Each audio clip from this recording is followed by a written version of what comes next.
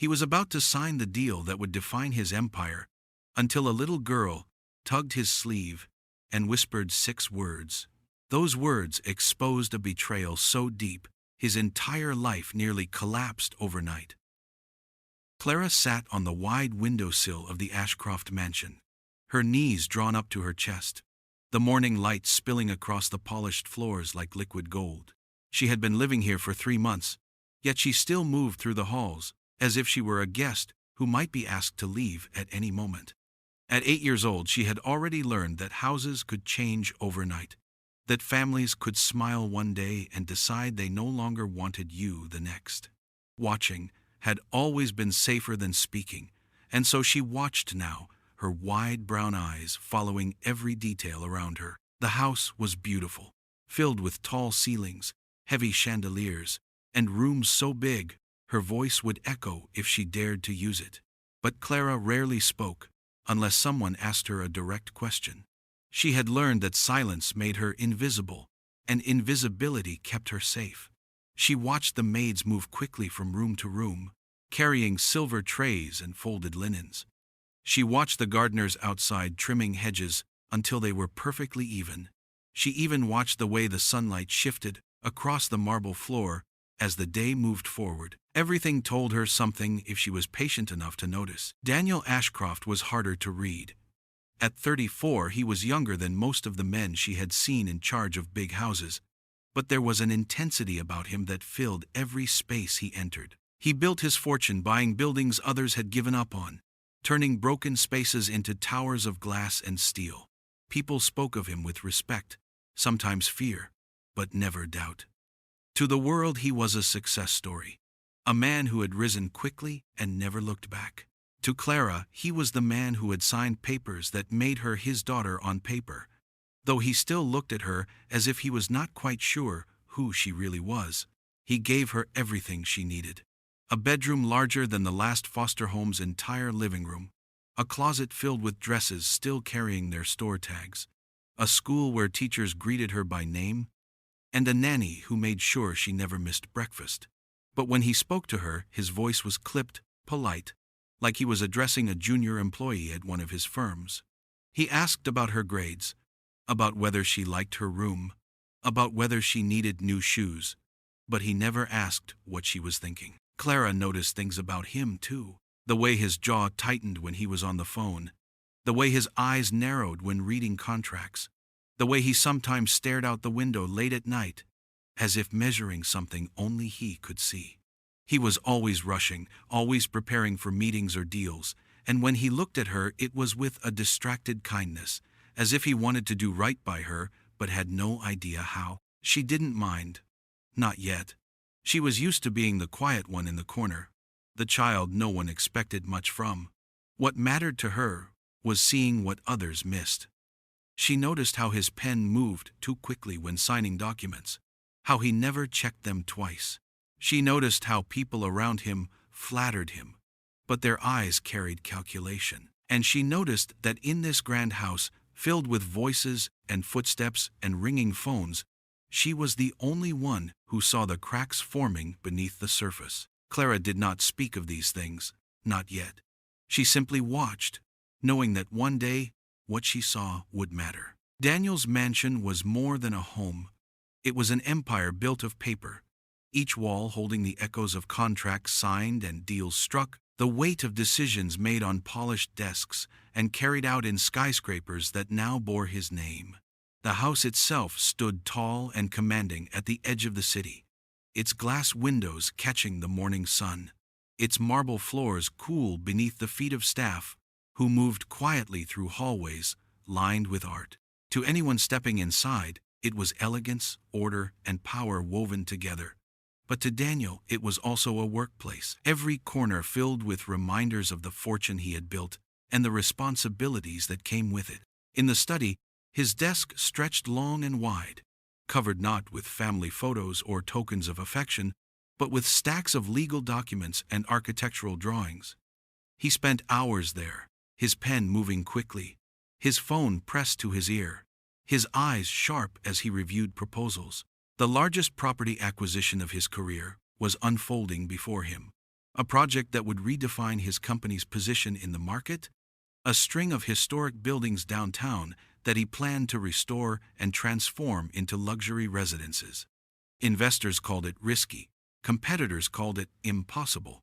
But Daniel had built his fortune by seeing opportunities where others saw failure, and he was determined to claim this one. He was not alone in that pursuit.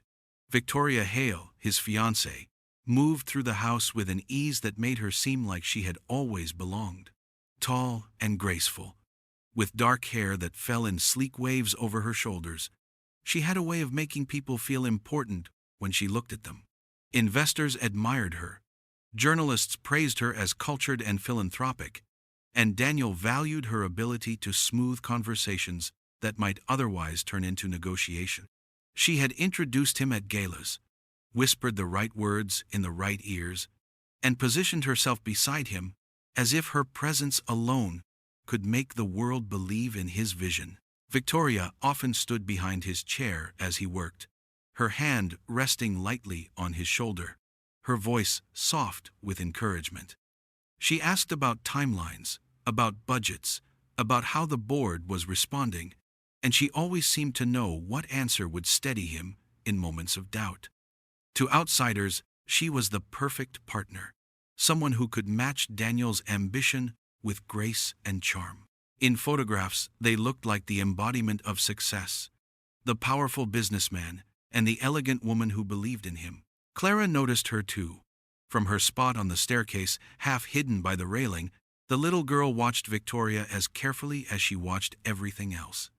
She saw how Victoria's eyes moved quickly over the contracts on Daniel's desk, how she lingered a little too long on the places where signatures rested in neat black ink. Clara did not say anything, because children who spoke too quickly were often dismissed, but she stored those observations away in her quiet heart. For Daniel, the house of paper felt secure, a fortress built from trust in his own judgment and in the woman he believed stood at his side. He could not imagine that anything inside those walls could be false. Not yet. Not while the ink was still drying on the documents he thought would shape his legacy. Clara sat at the dining table with her hands folded neatly in her lap, her eyes not on the food in front of her but on Victoria, who moved through the room with the smoothness of someone who had practiced every gesture. Victoria poured wine into Daniel's glass, her smile bright and easy, her voice soft, as she spoke about a charity event they had been invited to attend. Daniel listened with half his attention, nodding as he cut into his steak. But Clara noticed more than his distracted approval. She noticed the way Victoria's eyes slid toward the briefcase left on the chair by the window, the one that always held papers Daniel had brought home from the office. It was the kind of glance that looked casual to anyone else. But Clara's eyes caught the stillness in it, the way Victoria seemed to measure the distance between herself and the case, as if planning the moment she might reach for it. Clara had been in enough houses to know the difference between kindness and performance. She had seen people smile with their mouths while their eyes stayed cold. And she had learned that sometimes the most beautiful gestures hid the sharpest intentions. With Victoria, everything seemed polished, from the way she spoke Daniel's name to the way she laughed at his smallest joke. But underneath, Clara felt something that made her stomach knot with unease. She had seen Victoria at Daniel's desk earlier that week. Clara had wandered into the study, careful as always to make no sound, and found her standing by the wide desk, flipping through a folder. When Clara entered, Victoria looked up quickly, her smile wide and practiced. "I was just leaving a note for Daniel," she had said, sliding a sheet of paper across the desk, as if that explained everything. Clara nodded, saying nothing, but when Victoria left, she walked over to the paper.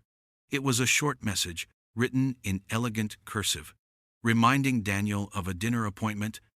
But what struck Clara was not the message itself, it was the handwriting.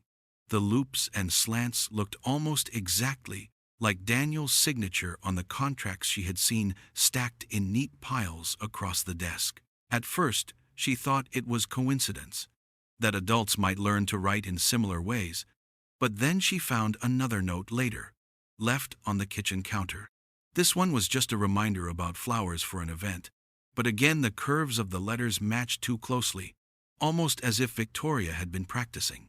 Clara pressed her lips together, folding the note into her pocket before sliding it under her pillow upstairs. She did not know what it meant, not exactly, but she knew it was wrong. Daniel, for his part, seemed oblivious. He trusted Victoria in a way that made Clara ache with frustration, because she could already see the blind spot forming in him. He spoke about her with admiration, praising her ability to handle people, calling her his greatest supporter. When she touched his arm, his eyes softened in a way Clara had never seen. Clara wanted to tell him what she saw, but her throat always closed at the last moment. She had been dismissed too many times before, told that she was imagining things, that she was just a child who didn't understand the world, so she stayed silent, her sharp little eyes watching everything, storing away details like pebbles in her pocket.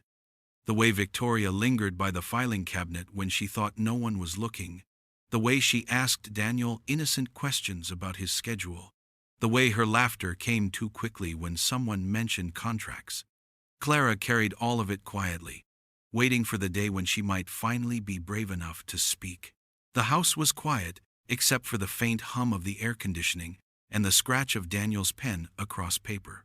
It was late, later than Clara should have been awake, but sleep would not come. She had been lying in her bed, staring at the ceiling, her heart beating too fast, her small fingers gripping the folded note she had kept hidden under her pillow. The handwriting on it was smooth and practiced, the same handwriting she had seen on Daniel's contracts, only it did not belong to him. Every time she closed her eyes, she saw Victoria's hand moving across the page, the careful strokes, the way she paused as if making sure each line was exact. Clara had been carrying this weight in silence for days, but tonight, something inside her told her she could not wait any longer. She padded barefoot down the wide hallway, the marble floor cold under her toes, and stopped at the heavy door of Daniel's office. Through the crack she saw him leaning over his desk, his jacket tossed across the back of the chair, his tie loosened, his sleeves rolled up. The desk was covered in papers, neat stacks of contracts and financial records, and in the center was the latest draft of the acquisition deal he had been chasing for months.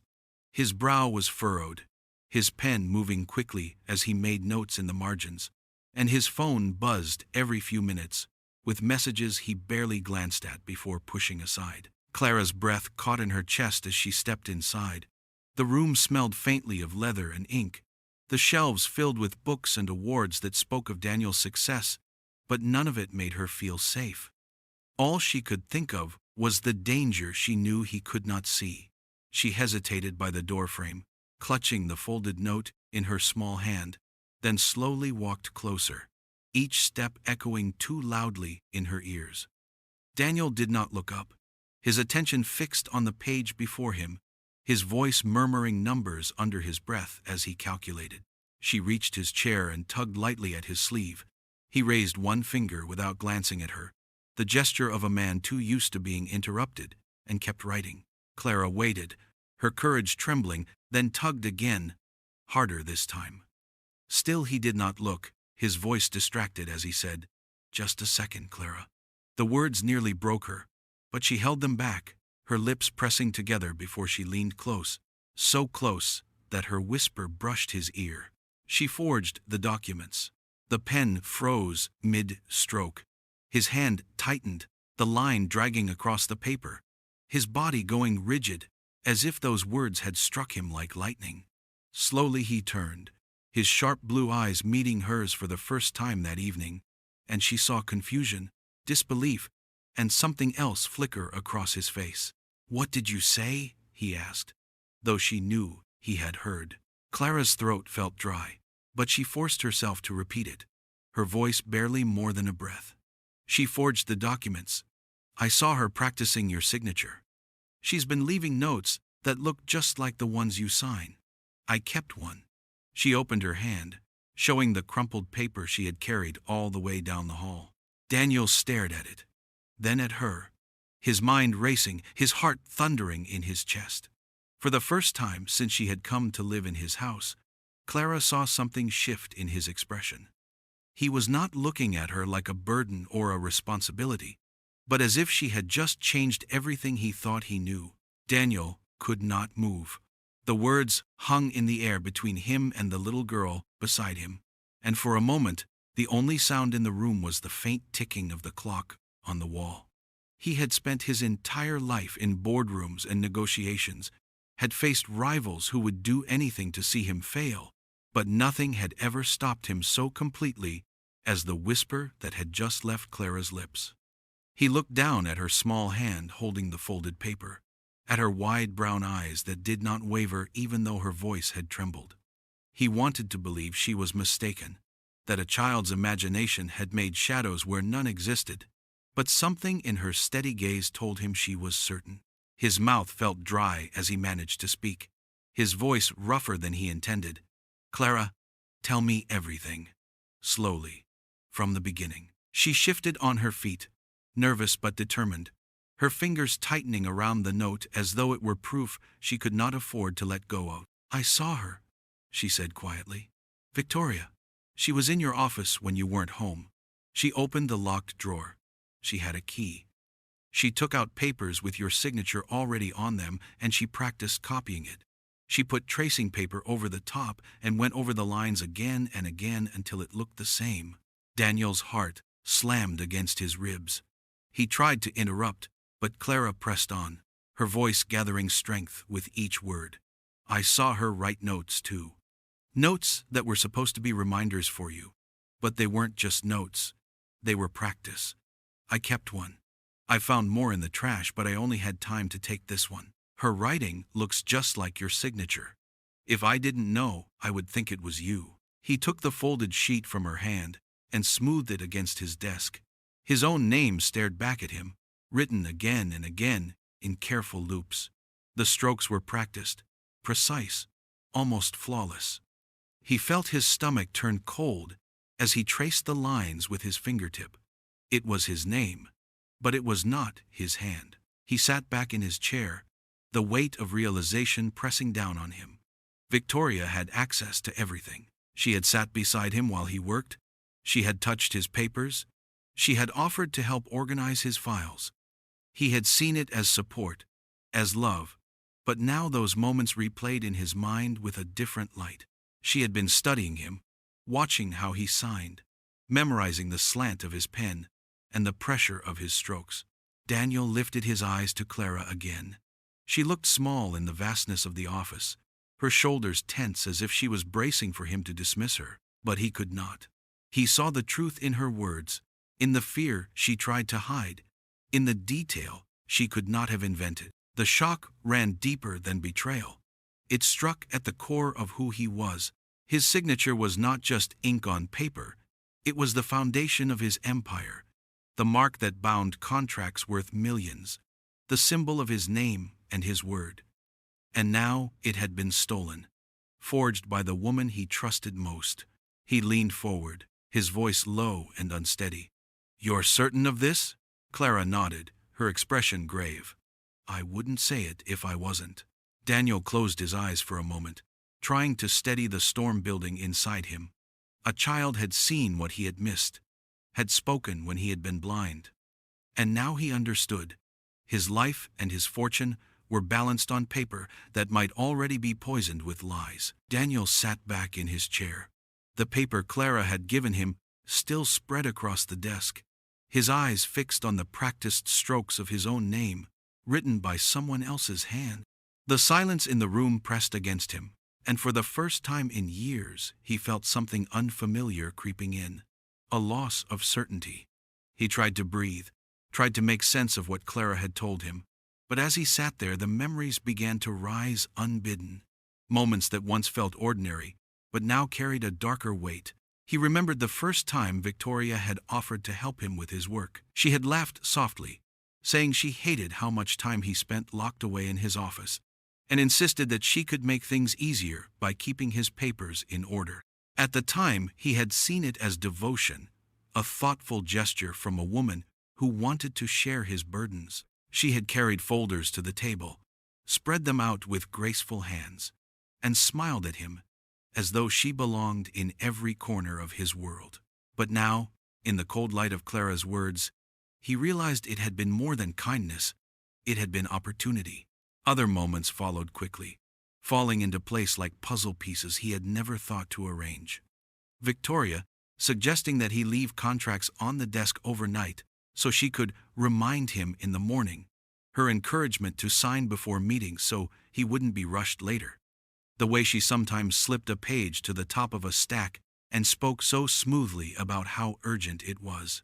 He had not questioned it because her timing was always perfect, her reasoning always wrapped in charm, and he had believed she only wanted to see him succeed. The seed of doubt grew heavier as more images filled his mind.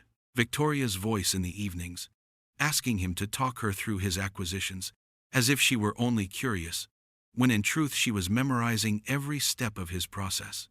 The small smile she gave when he explained the risks of the downtown deal, a smile he thought was admiration, but now looked like calculation.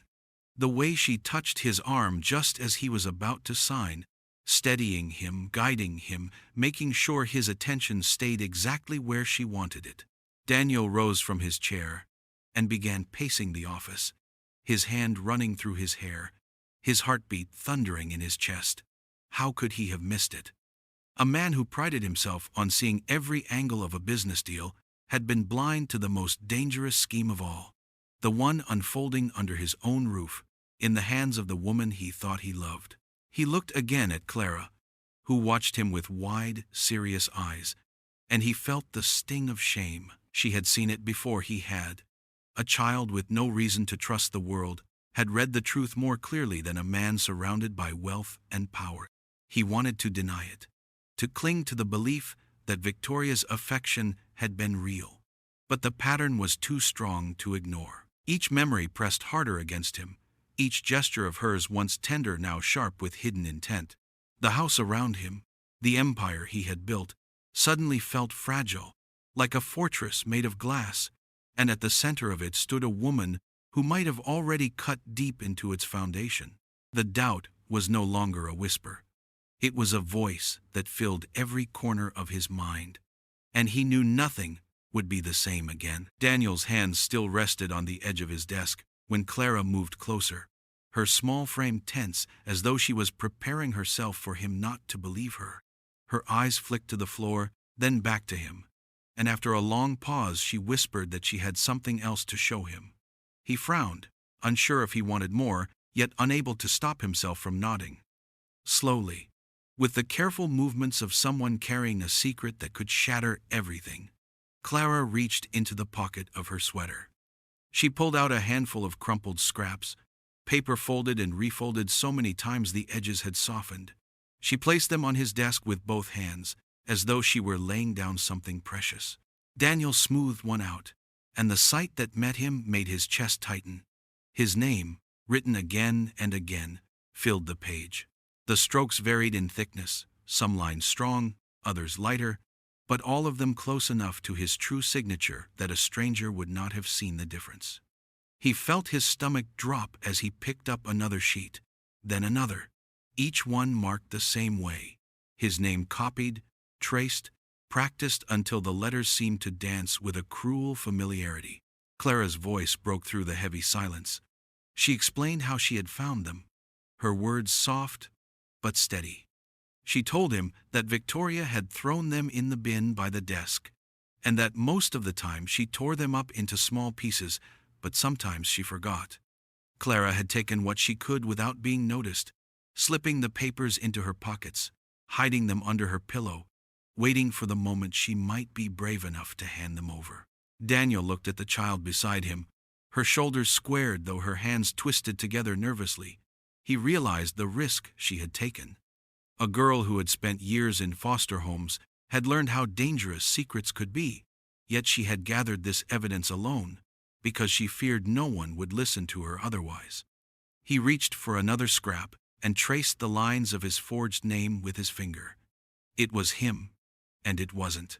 The loops of the letters, the firm downward strokes, all so close to his own hand that he felt dizzy, staring at them. He thought of the deals he had closed in the past months, the papers Victoria had so sweetly offered to organize, the signatures she had seen him write late into the night. He thought of the times she leaned against his chair, her eyes lingering on his hand as he signed contract after contract, her smile steady, her laughter soft. All of it had been study, rehearsal, the gathering of details she needed to steal his identity in ink.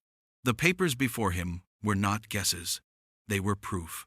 No board member, no lawyer, no court could deny what they showed, and neither could he. The unease that had begun as a whisper now roared like thunder in his chest. He felt Clara's eyes on him, waiting, fearful, but he managed to meet them at last. "You did the right thing," he said quietly, though his voice was strained. He pressed his hand flat on the scraps of paper, anchoring them as though they might fly away. For the first time he admitted to himself that his empire was not threatened by rivals on the outside, but by someone he had allowed into his home, into his trust, into his life. Daniel did not sleep that night. The scraps of paper Clara had given him lay spread across his desk like fallen leaves, each one bearing the cruel imitation of his name. He stared at them for hours, his mind racing through possibilities, through memories, through every moment he had trusted Victoria with a part of his world. By morning the weight was too heavy to carry alone, and he knew exactly who he needed to call. Margaret Chen had been with his family since before he could remember. She had guided his father through endless contracts, had been at his side when he inherited the company, and had never once failed him. She was more than a lawyer. She was the keeper of their family's integrity, a woman who had watched his rise with pride, but had never been afraid to warn him when his judgment was clouded.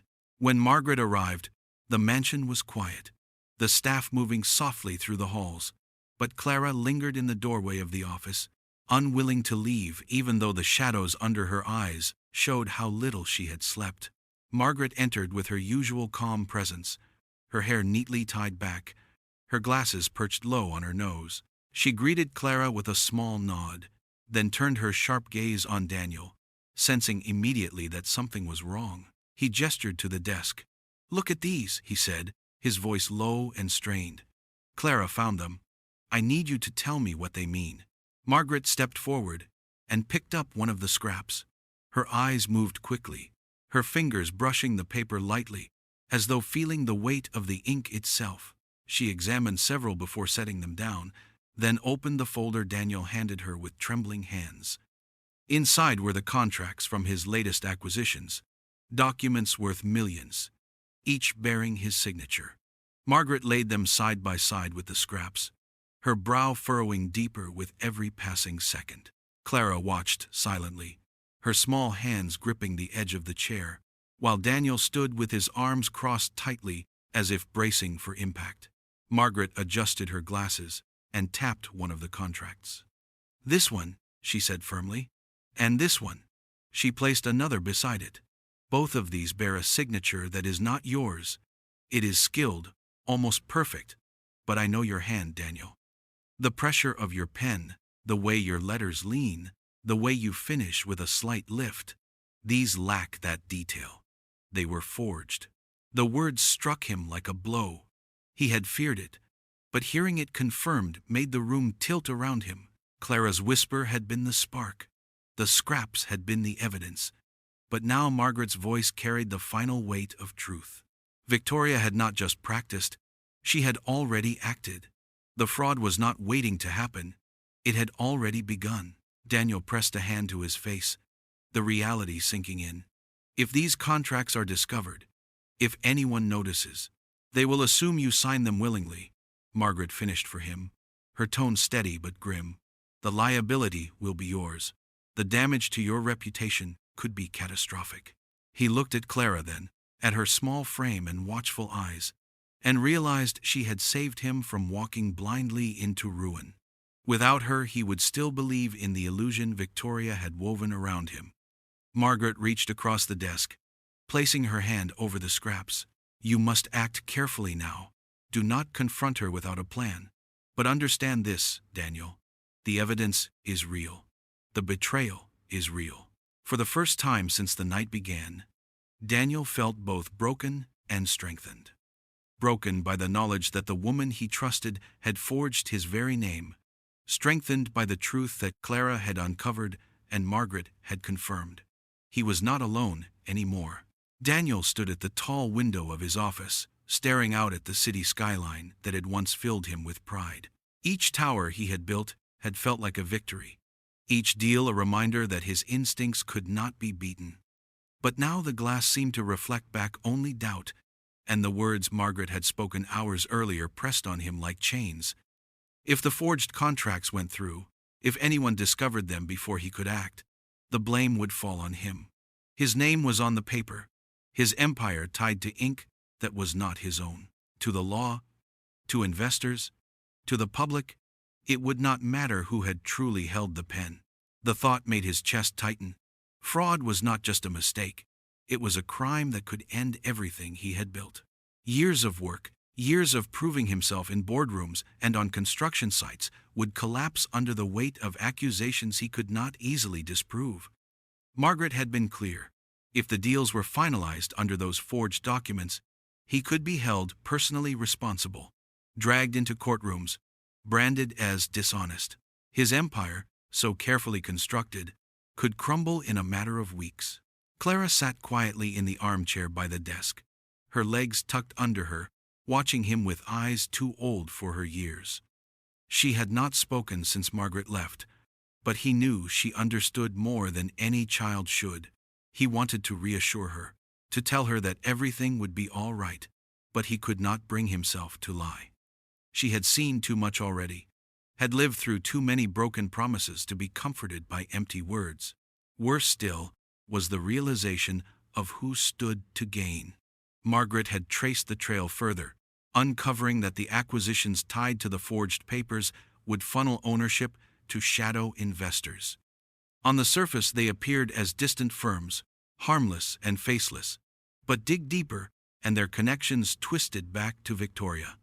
She had built a hidden cage around him, lining the path with affection and trust, while she quietly placed bars at every corner. If he had not stopped to look, if Clara had not whispered the truth, he would have walked willingly into a prison of his own making. He thought of the dinners where Victoria leaned close, whispering encouragement, assuring him that the deals were perfect. He thought of the way she praised his vision to their friends, how she presented herself as the loyal partner, the woman who would share his legacy. All of it had been a performance. While she smiled in his presence, she had been tightening the cage, placing forged documents in front of him, binding his fortune to people he had never even met. Daniel turned away from the window and sat heavily in his chair, running a hand over his face. He had faced rivals before, but this was different. Rivals attacked from the outside, predictable and visible, but Victoria had attacked from within, cloaked in love and loyalty. The betrayal cut deeper than he wanted to admit. Clara shifted in the chair, her voice barely above a whisper. She wanted to take everything, didn't she? Daniel looked at her, and for once he did not soften the truth. Yes, he said quietly. Everything. The cage was closing around him, but for the first time in his life he realized he was not the only one fighting to escape it. Clara had seen what he had not, and her courage had given him a chance. Now he would have to find the strength to break the bars before they locked shut forever. The house no longer felt the same once the truth had begun to settle. Every smile from Victoria seemed sharper, every word weighed, every gesture rehearsed. Daniel found himself listening differently, searching beneath the surface of her voice for the calculation he now knew was there. Margaret urged patience, reminding him that anger would only alert Victoria. But the waiting made him restless. He wanted to confront her, to demand an explanation.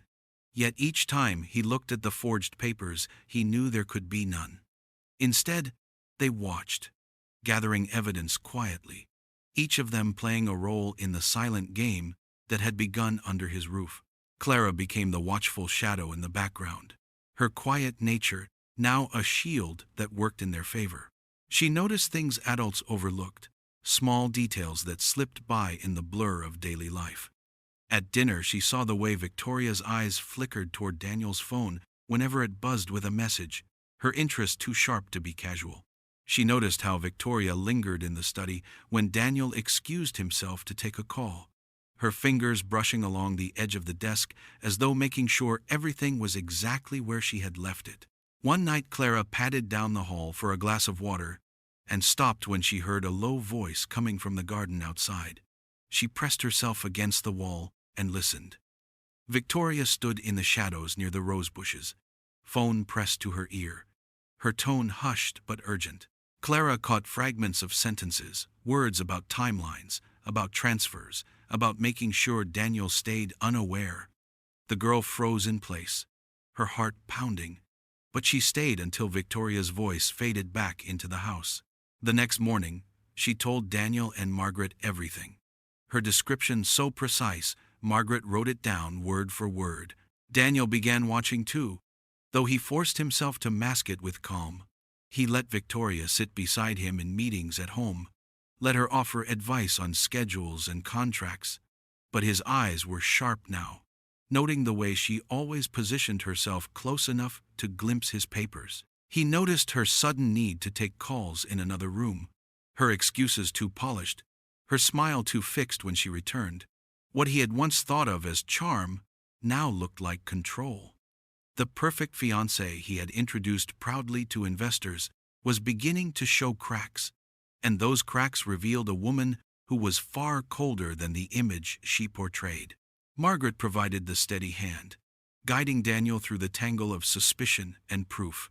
She insisted on documenting every observation, creating a record that could not be dismissed as paranoia. She had handled countless cases in her life, but even she admitted that this was different. Betrayal from within a home was sharper, more dangerous, because it struck at the very place where trust should be safe. As the days passed, the three of them moved with careful steps, each discovery binding them closer together. Clara's quiet eyes saw the things they might have missed. Margaret's wisdom gave shape to their growing file of evidence, and Daniel's determination kept them focused. The mask Victoria wore was beginning to slip, and behind it they saw not love, not loyalty, but strategy. She was playing a game for everything he had, but now she was being watched by people she could not imagine working against her. The first clue came not from Clara, but from Margaret, who had been quietly digging into Victoria's background while pretending nothing had changed. She had known the woman's charm had been too polished, her story too smooth, and so she searched where appearances could not hide. What she found unsettled even her. Late one evening, Margaret sat across from Daniel in the library, a stack of printed records between them, her expression grave. She explained that Victoria had not been moving alone, that her trail of connections led back to a name Daniel had not heard in years, a name that made his stomach knot: Marcus Hale. Daniel remembered him vaguely from investor circles, a man who appeared and disappeared in markets like a shadow. Marcus was bold, reckless, always playing with money that did not seem to belong to him, and rumors of his questionable tactics had chased him for years. He had been forced out of several partnerships, and more than once Daniel had heard whispers that Marcus had ruined lives with schemes disguised as opportunity. But Margaret's words carried more than warning. She revealed that Marcus was Victoria's older brother, estranged but still connected by blood, a fact she had buried carefully behind lies of an absent family. Daniel's mind raced. If Marcus had orchestrated this, then every forged document, every late-night call, every glance Victoria had given his files had been part of a larger plan. He felt cold as he realized how deeply they had already wrapped him into their web. The acquisitions tied to the suspicious contracts would funnel property and capital directly to companies Marcus controlled. On the surface, they looked like independent buyers, harmless entities spread across different cities. But peel back the layers, and all roads led to him. Clara sat curled in the armchair, listening with wide eyes. She understood more than her age should have allowed, her small voice breaking the silence when she whispered, She wasn't just trying to hurt you. She was helping him. The weight of those words pressed against Daniel's chest. He had thought Victoria's betrayal was personal, a greedy attempt to take what was his. But this was bigger. This was calculated, strategic, driven by someone who knew exactly how to dismantle an empire and take it piece by piece. He thought back to moments that now took on a sharper edge. The times Victoria urged him to move faster on deals, always pushing him toward deadlines that made him skip over details. The times she insisted on introducing him to certain investors who seemed overly eager. Even the way she soothed his doubts with a touch to his arm, reminding him to trust her judgment, all of it had been part of the pressure Marcus applied from the shadows. Victoria was the hand he could see. Marcus was the one tightening the strings. Margaret's voice was calm but firm as she laid the papers in front of him. He's using her access to funnel everything into his control. If this continues, you'll wake up one morning and discover you no longer own half of what you built. Daniel clenched his fists, fury rising like fire through his veins. To be betrayed by Victoria was one wound, but to learn she had been a pawn in her brother's scheme made it cut even deeper. He had built his empire on the belief that he could see through deception, that no one could outmaneuver him. Yet here he was, staring at proof that a woman he had loved and trusted had been working with a man he had once dismissed as a footnote. The hidden hand was revealed, and it reached far deeper than he had imagined. But as Clara's steady gaze met his, he knew he was not as alone as Marcus and Victoria believed. They had played their game in secret, but now they were the ones being watched. Daniel sat in the quiet of his office long after Margaret and Clara had gone to bed. The papers still spread across his desk like pieces of a puzzle he wished he could throw into the fire. The city lights glittered beyond the tall windows, but they brought him no comfort. For weeks he had been planning to make an announcement, one that would have changed not only his life, but the image of his company. He had been ready to tell the world that he was engaged to Victoria Hale, that he had found not only a partner in business but a partner in life. He had imagined the headlines, the photographs of them standing side by side, the admiration of his peers when they saw that Daniel Ashcroft, who had built an empire of steel and glass, had finally chosen love to complete it. Now those visions felt like a cruel joke. Every smile she had given him replayed in his mind, every gentle touch across his arm, every word of encouragement whispered in the quiet moments of doubt. He wanted to cling to the possibility that some of it had been real, that perhaps she had loved him in her way, even if she had betrayed him in business. But the more he thought, the harder it became to separate affection from calculation. He remembered the first night she had attended a gala with him, how she had spoken so eloquently about architecture and investment, charming men who had once been his fiercest critics. At the time he had marveled at her poise, certain he had found someone who understood both him and his work. Now he wondered if every word had been rehearsed, each compliment chosen not for love, but for strategy. The trust he had placed in her felt like a weight pressing on his chest, making it hard to breathe. He had handed her the keys to his life without hesitation, given her access to his home, his files, his routines. He had believed she belonged by his side, not just in the boardroom, but in every corner of his future. To realize that she might have been playing a role from the very beginning was more than betrayal, it was devastation.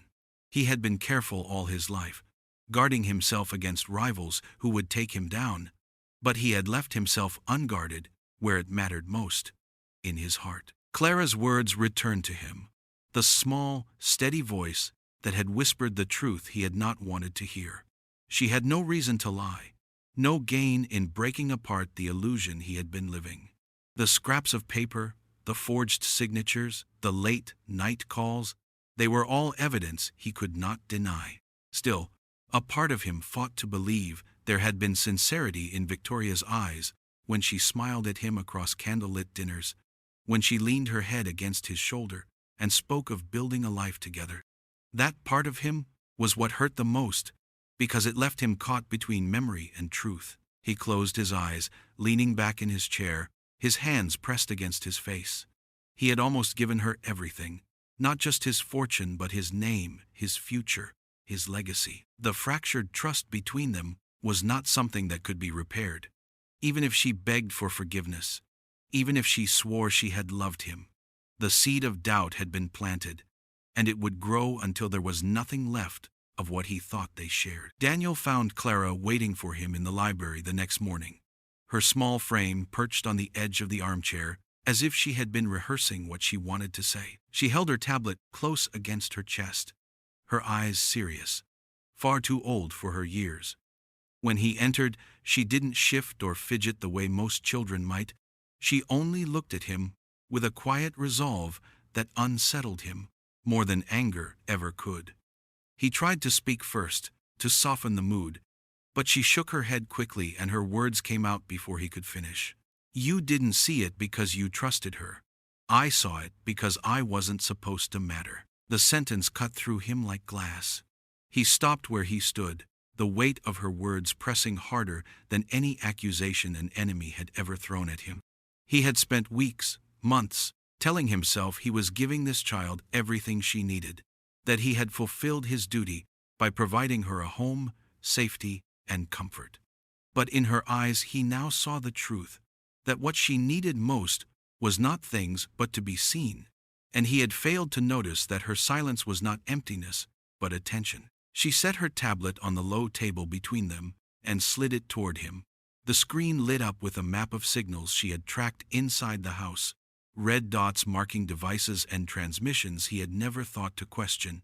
She explained in her calm, careful way how she had been monitoring the patterns, how she knew which signals belonged to their own systems and which didn't, how she had kept watch at night when he thought she was asleep. Her voice did not waver, though her fingers twisted together in her lap. Daniel sank into the chair across from her, his chest heavy. He realized then that this child had been protecting him, carrying the burden of knowledge she should never have had to bear. She had seen the cracks he had ignored, not because she was older or wiser, but because she knew what it was to survive by watching. Her voice softened when she added, "You wanted to believe her. That's why you didn't notice. I don't get to believe people like that. I have to pay attention or I get hurt." The honesty of her words was brutal, and Daniel felt the shame of them settle deep in his chest. He had dismissed her quietness as shyness, never realizing it was the armor she had built to endure a world that had taught her not to trust. He reached across the table and placed his hand over hers, surprised when she didn't pull away. "You matter," he said, his voice low but firm. "You matter more than you know, and I should have seen it sooner." Clara gave a small nod, but her eyes stayed on him, waiting to see if he truly meant it. In that moment, Daniel understood that her role in this was not just as the child who had discovered betrayal, but as the one who had reminded him that trust was not given blindly, it was earned. He had overlooked her once, but he would not make that mistake again. Together, they would face what was coming, and this time, he would listen. Daniel sat with Margaret in the library late into the night, the fire throwing restless shadows across the walls, papers spread between them like weapons laid out before a battle. He had always been the man who played offense, who took risks and came out ahead. But now he found himself forced into a different role. He had to become the trapper instead of the builder, the one who waited with patience while the enemy walked willingly into his snare. Margaret was calm, her pen moving with precision as she drafted new contracts that looked genuine but carried flaws too subtle for anyone but an expert to see. Those flaws, she explained, would be undeniable proof of forgery once Victoria placed her false signature on them. Daniel listened, each word feeding the cold determination that had begun to replace the ache of betrayal. Clara sat curled in a chair by the corner, her tablet on her knees, her eyes fixed on every move. She was too young for the weight of schemes and counter-schemes, but her silence was not one of fear. It was the silence of someone who understood the stakes, who knew that if a single detail slipped, everything could collapse. Daniel glanced at her often, struck by how steady she remained, her small body still, but her gaze sharp. He realized that she was not just watching out of curiosity, she was measuring their plan with the same care she had once used to spot Victoria's lies. They spoke in low voices, choosing their words carefully. Margaret laid out the contracts, explaining how the bait would work. The documents concerned a smaller property within the larger acquisition, one that appeared insignificant but was tied to the rest of the deal. If Victoria intercepted and altered it, she would think she had achieved another victory. What she would not know was that every line carried a hidden marker, a detail Margaret had planted that would expose her when the forgery came to light. Daniel felt his chest tighten as they rehearsed the performance. He would leave the papers on his desk as he always had, feigning distraction, feigning trust. He would allow Victoria to see him in the act of carelessness, so she would believe the opening was genuine. It would go against every instinct he had, leaving himself vulnerable, but he understood that it was the only way to catch her. Clara finally spoke, her voice quiet but certain. "She has to believe you still don't suspect her. If she thinks you're watching, she won't take the risk." Daniel nodded, feeling again the sting of how often he had overlooked the wisdom in that small voice. She was right. The mask had to remain. The act had to be flawless. The plan settled over them like a net being drawn tight. Margaret gathered the contracts, her expression firm, and Daniel felt something shift inside him. For days he had been reeling from betrayal, but now he felt the steadiness of strategy returning, the part of him that knew how to win battles others thought impossible. Victoria thought she had already won, but soon she would discover the game had changed. Clara leaned her head against the chair, her eyes still fixed on the desk where the bait would be placed. She did not speak again, but Daniel understood her silence. She knew this was more than a plan. It was a test of trust, not in Victoria, but in each other, and for the first time, he believed they would not fail.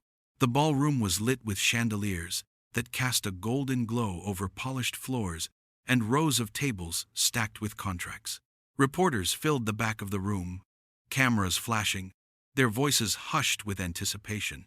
Investors lined the long mahogany table, their pens ready, their eyes sharp with expectation. This was the moment Daniel had been building toward for months, the final step in a deal that would cement his legacy as one of the boldest men in real estate. To the world it looked like a celebration, but for Daniel it was something else entirely.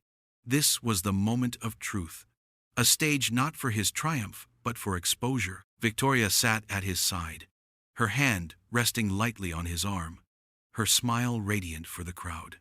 She looked like the perfect partner, her gown gleaming under the light, her eyes glancing toward the papers in front of them, with a quiet confidence that only he and Clara knew was false.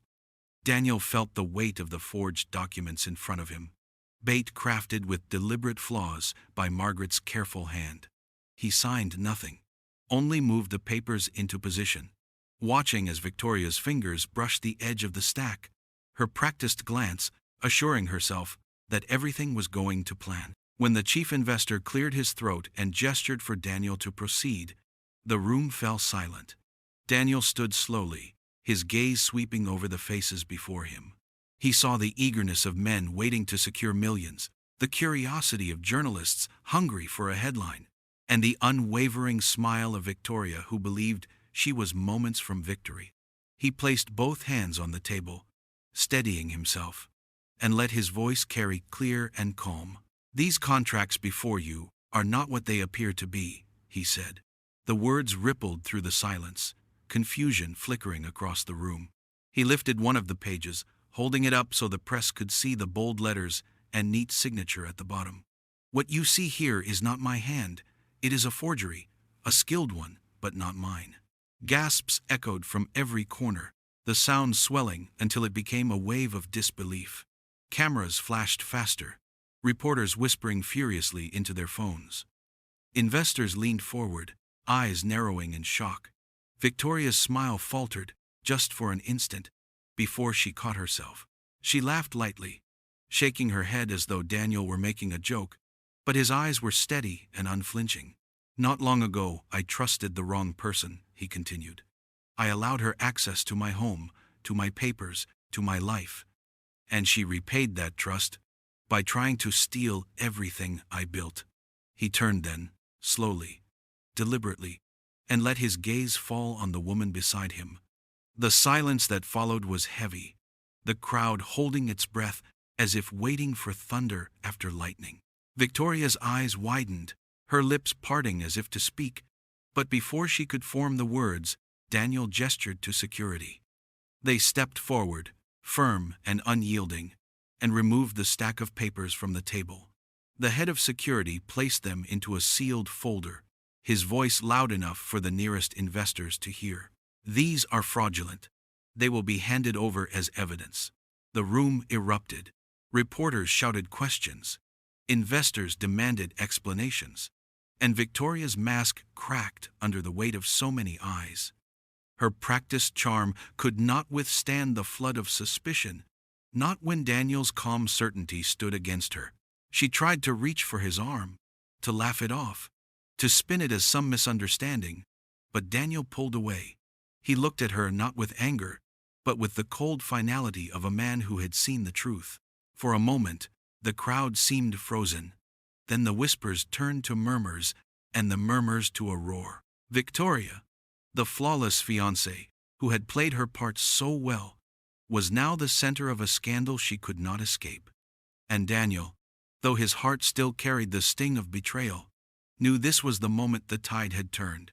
The cage she had built around him had shattered, and the world had seen her for what she truly was. Victoria's voice rose above the chaos, trembling yet deliberate, her hands clutching at the fabric of her gown as if she were the one wrong. Tears welled in her eyes with perfect timing, sliding down her cheeks as she reached for Daniel's arm. "How could you say this about me?" she cried, her voice breaking just enough to sound convincing. "After everything we've shared, after everything I've done for you, how could you humiliate me like this, in front of everyone?" Her words dripped with practiced pain, and for a moment the room seemed to hold still, unsure of where the truth lay. Investors shifted in their seats, some frowning in doubt, others whispering behind their hands. Reporters leaned forward, their pens ready to capture either Daniel's downfall or Victoria's defense. Daniel stood silent, his jaw tight, unwilling to be swayed by the performance he had once admired. He had seen this mask before, in softer moments at candlelit dinners and whispered promises, and now he recognized it for what it was. Victoria pressed on, her voice rising. "This is a setup. Can't you see? Someone is trying to destroy us, trying to ruin everything we built together. Daniel, please. You know me. You know I could never do this to you." She placed a hand on his chest, her eyes wide and glistening, her tone pleading with the desperation of a woman cornered. She looked around at the crowd, her voice growing louder. "He's being manipulated, misled by lies. You all know me. You've seen me stand by his side. Would I really betray the man I love?" The words hung in the air, heavy with practiced emotion. For a moment it seemed possible that some in the room wanted to believe her. But before the silence could settle, a smaller voice rose from near the front, clear and sharp enough to cut through the storm. Clara stepped forward, her small hands clenched at her sides, her eyes steady on Victoria. "I saw you," she said simply, her voice ringing out across the room. "I saw you in his office when he wasn't home. I saw you take papers from the locked drawer. I saw you practicing his name over and over again. You tried to make it look like his, but it was yours. You lied." The crowd fell silent, the words of an 8-year-old more piercing than all of Victoria's rehearsed denials. Daniel's breath caught in his throat as every eye turned toward the child at his side. Clara's face did not waver. Though her voice was soft, it carried a weight that no one could ignore. "I kept the papers you threw away," she continued, her tone even, unflinching. "They're on his desk now. They have your handwriting. You can't pretend it wasn't you. Red is the stains." The innocence in her testimony struck harder than any evidence Margaret or Daniel could have presented. Investors who had looked uncertain now leaned back in their seats, their eyes narrowing at Victoria. Reporters scribbled furiously, some shaking their heads as if unable to believe what they were witnessing. The room had been hers a moment before, but with a few quiet sentences, Clara had turned it against her. Victoria's tears dried too quickly, her voice faltering as she tried to recover. "She's just a child. She doesn't understand what she's saying." But the words sounded hollow, desperate, like the last cards in a hand that had already lost. Daniel looked down at Clara, pride and pain swelling together in his chest. She had spoken when he had once ignored her, and her courage had given him the proof no one could deny. Victoria's mask, so carefully maintained, shattered completely under the weight of a child's truth, and in that moment the crowd believed Clara, not the woman whose lies had finally been exposed. The days that followed the signing event moved like a storm, tearing through everything Daniel thought was secure. What began with whispers in the ballroom spread into headlines that reached every corner of the city. Newspapers printed his words in bold letters. Television anchors replayed the moment Clara had stepped forward with her small, unshaken voice, and the story of betrayal traveled faster than any business deal he had ever closed. But beneath the noise, something far greater was happening. The authorities moved quickly, tracing every connection Margaret had uncovered, pulling at threads until Marcus Hale's hidden dealings began to unravel in full view. What had once been neatly concealed behind layers of shell companies and false investors collapsed under investigation. Paper trails led directly back to him. Transfers of money too large to ignore. Contracts funneled through names that dissolved when pressed. Every step revealed how carefully Marcus had worked, and how close he had come to seizing Daniel's empire without ever setting foot in his office. For years, Marcus had operated in the shadows, feeding off greed and deception, and now every mask he had worn was stripped away. Victoria did not escape the fallout. Her once flawless image, polished for society events and investor meetings, cracked under the weight of exposure. The press, who had once praised her elegance, now printed photographs of her leaving the mansion in handcuffs, her eyes no longer shining with charm, but hollow with defeat. Her carefully crafted persona, the poised fiancé, who had stood at Daniel's side and smiled for the cameras, was revealed as nothing more than a disguise. Every laugh, every affectionate glance, every promise of loyalty had been part of a performance meant to hide the hunger underneath. What had seemed like devotion was greed. What had felt like partnership was manipulation. Daniel stood at the center of it all, watching the pieces fall apart, and the realization struck him harder than the betrayal itself. His empire, everything he had built, had not been threatened by rivals clawing at his heels or competitors circling in the market. It had been nearly stolen by the people who had stood closest to him, people he had trusted enough to let inside the walls he thought unbreakable. That truth cut deeper than any financial loss could have, because it meant the danger had never been out there in the world he knew how to navigate. It had been beside him, sharing his table, touching his hand, smiling at his victories as they planned to turn them into ashes. Clara sat quietly near him as the news unfolded, her small presence a reminder that truth had survived where lies had nearly won. Margaret guided him through each development with the steady hand of someone who had seen empires rise and fall. But it was Clara's quiet watchfulness that lingered most in his mind. She had been the one to whisper the first warning, the one to see through the mask when he could not. As he looked out over the city one evening, the skyline glowing against the dusk, Daniel felt both the weight of what he had almost lost and the strength of what remained. His empire had been shaken, his trust broken, but he was still standing. And though betrayal had come from those closest to him, so had salvation. The weeks that followed were unlike anything Daniel had known before. The chaos of headlines and investigations slowly gave way to silence, and for the first time in a long while, the mansion did not feel like a stage where appearances had to be performed. Instead, it began to feel like a place where life could simply be lived. The marble floors that once echoed with the click of Victoria's heels now carried the sound of Clara's laughter, soft but steady, filling spaces that had been empty for far too long. Papers that once cluttered his desk with figures and contracts were replaced with adoption forms, each signed line bringing Clara closer to a permanent place in his life. When the day of finalization arrived, the courtroom was small and quiet, but the meaning was larger than anything Daniel could measure. Clara sat beside him, her feet barely reaching the floor, her hands folded around the worn notebook she carried everywhere. The judge's words were simple, but they carried the weight of a promise that could never be broken. Clara was no longer just the girl who had seen the truth when no one else could. She was his daughter, not by blood but by choice, and that choice mattered more than any name or title ever could.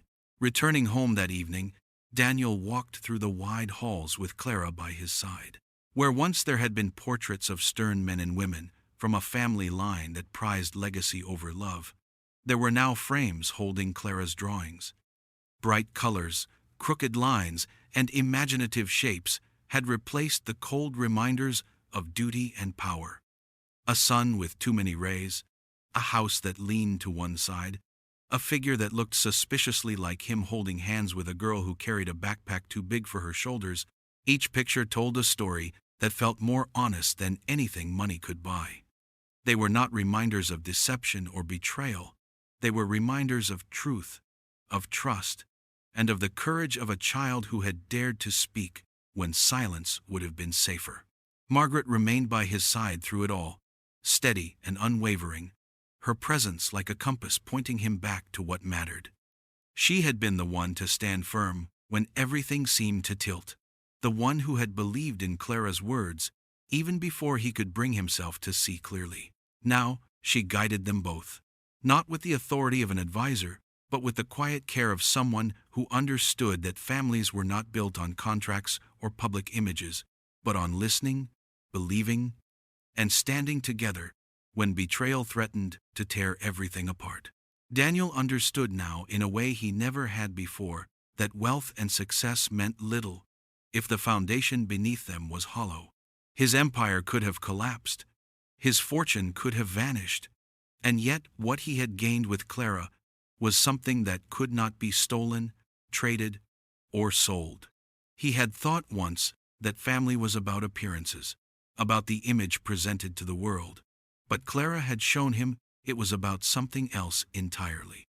It was about truth spoken without fear, about trust given without condition, about the choice to stand together when everything else crumbled. As Clara carefully pinned another drawing to the wall that night, Daniel realized the mansion no longer felt like a fortress of pride. It felt like a home, alive and warm, built not on secrets but on love that asked for nothing in return. And for the first time, Daniel did not feel like a man protecting an empire. He felt like a father protecting his family. If this story moved you like it moved us, don't forget to give it a like. And if you want more stories like this one, hit subscribe. We'd love to have you with us.